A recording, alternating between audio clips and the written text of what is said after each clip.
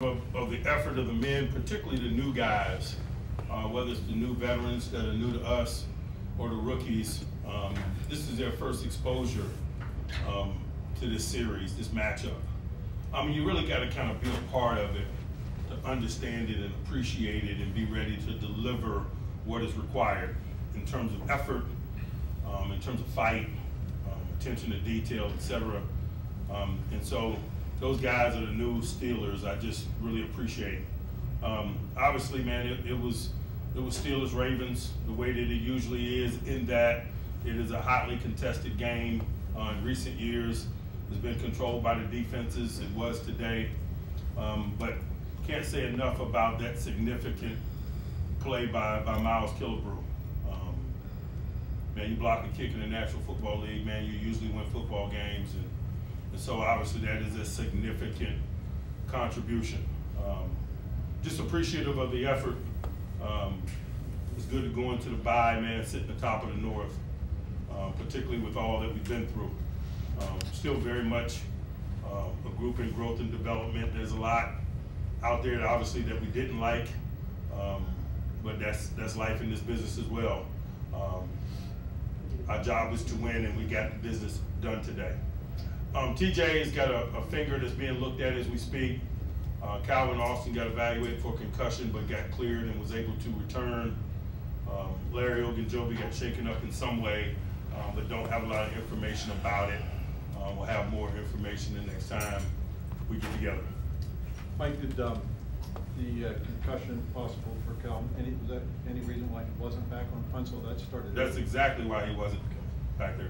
Mike, were you guys going for the home run coming out of the huddle at the end of the game, or did it just develop that way? It just developed. You know, we knew that they had an appetite for zero coverage in those weighty moments. It presented itself to us, but I don't know that that was our intentions. Is the coverage today what led to Kenny and George being able to connect so many times? You know, George had to have a big game. These type of games, hotly contested, a lot of one-on-one matchups. We talked about it throughout the week, man. Oftentimes it comes down to one-on-one playmaking, particularly on the perimeter. In the end, when things get a little bit tight, and so it was important that we stay engaged for 60 minutes and deliver those timely plays at the end, which he did. Mike, why'd you go to Porter when you did? And it looked like initially he replaced Levi, and then he replaced Peterson, and is Pat Pete a sub-package guy now? Porter's been playing increasingly more with each passing week. I've been really transparent about the inclusion of all the rookies, and oftentimes we start with a good foundational plan in terms of how they participate, and we grow from there. He's done a solid job with the work given, and so today he got more. He did a nice job with the work he was given today. Mike, no turnovers for Kenny. Even when things were frustrating, he didn't get out of himself and make a bad play. Is that kind of what leads him to be able to be in position to win the game late? I really think that that's kind of been the difference in these games of late. We've done a good job of taking care of the ball, and we've done a good job of getting the ball. All the games have been difficult. The defenses, again, have controlled them in the recent history of the series, but within those games, we've taken care of it, and they haven't, and that's probably why we're having success. Were you able to open up things a little bit for the running game by some of the early catches that George made in the second half? You know, we had a commitment to running and throwing it, and stayed committed to those things throughout. And so whether one fed the other or vice versa depends on perspective. Mike, did you have a block on with Killebrew, or did he just make a play? Yes.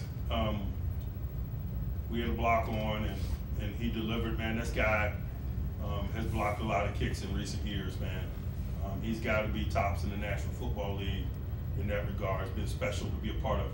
Mike, when you said it's good to be atop the division after all you've been through so far, particularly what, injuries, spotty play? Loss of significant players and managing some of that. You know, Baltimore had a full complement of players today. We had some significant guys inactive, and so I just appreciate the fight. Coach, based on Jalen Warren's performance today, do you foresee him having maybe an expanded role as you go on? I'm open to all of these guys that play well getting more opportunities, but playing well creates more opportunities for all parties involved. Mike, what do you attribute the slow start on defense to? I don't know if it was slow. You know, they got touchdown and field goal in the first half. Mike, what is it about this team that allowed them to keep fighting through some of that stuff you didn't like? They made a commitment throughout the week, the prep, the things that we talked about leading up to the week, that we had to do better in preparation. I felt that. I felt an earnest effort in that regard, and there's football justice. Coach, your thoughts on how your tight ends played in Fryermuth's absence?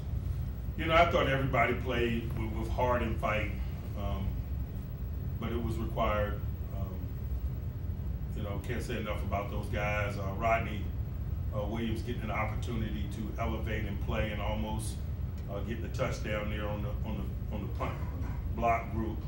Rodney's a guy that's been practicing really hard and well, and I think all the guys are really excited for him in terms of him getting an opportunity. What happened with that offensive sequence with about a minute left when you guys were in victory formation and then ended up having to kick the field goal? It got messy. We downed offensive linemen and the extras and the reporting is eligible and some of that stuff. I absorb responsibility for any messiness there. Like, what did you tell the new Steelers you referenced to get ready for this? You know, some of those guys have been in significant matchups before, so if you went to Alabama or Auburn, I say it's like the Iron Bowl. You know, if you went to Bemidji State, I said it's like Bemidji Mankato. You know what I mean? You're just trying to capture the essence of it for the guys. And most of the guys that went to universities have been a part of some significant rivalries and so forth. And so that's a frame of reference, but make no mistake about it. You got to be a part of it to understand it. And I guarantee you those guys got a better understanding as we sit here today than maybe they did in the front part of the week. Did you have to look up Bemidji's rival, or did you know that already? Well, you know, I work for the Vikings, man. I've been out in that part of the world. All right, thanks, Coach. Thanks.